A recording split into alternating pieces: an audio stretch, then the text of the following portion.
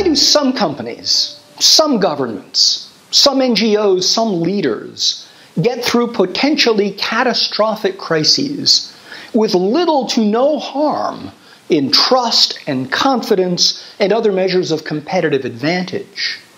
But other companies, other governments, other NGOs, other leaders go through equivalently challenging crises, but emerge with their reputation in tatters, with trust and confidence plummeting, and with all other measures of competitive advantage significantly weakened.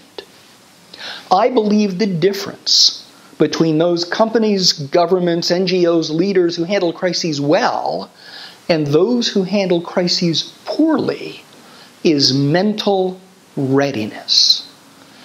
Mental readiness is a process by which the leaders anticipate that bad things happen even to good organizations, and they prepare themselves to be able to manage through those bad times effectively.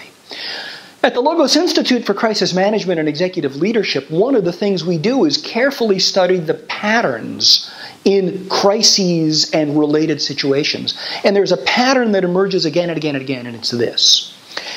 The predictor of loss of trust and confidence and reputation and other measures of competitive advantage is not the severity of the underlying event. Rather, the predictor of loss of confidence, of trust and confidence plummeting, of reputation falling, is whether the organization and its leaders responded in a timely and effective way. Two organizations similarly situated, with exactly the same crises, of exactly the same severity, can emerge with completely different results based on the leadership skills of those in charge. The timeliness and effectiveness of an organization's response is determined by the mental readiness that the leaders exhibit. And mental readiness can be understood in three different ways. The first is what we call emotional discipline, the ability to shut off panic when things are going wrong. The second we call deep knowledge, which is an understanding of the patterns in crises and of actual crises to be able to harvest the lessons of what works, what always works, what works situationally, and what never works, so that we can make smart choices and avoid the choices of things that don't work or that won't work. The third element of mental readiness is what we call intellectual rigor.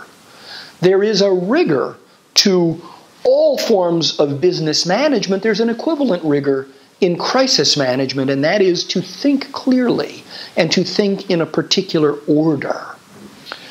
When leaders exhibit emotional discipline, when leaders exhibit deep knowledge, and when leaders exhibit intellectual rigor, the result is they make smart choices that result in far better outcomes.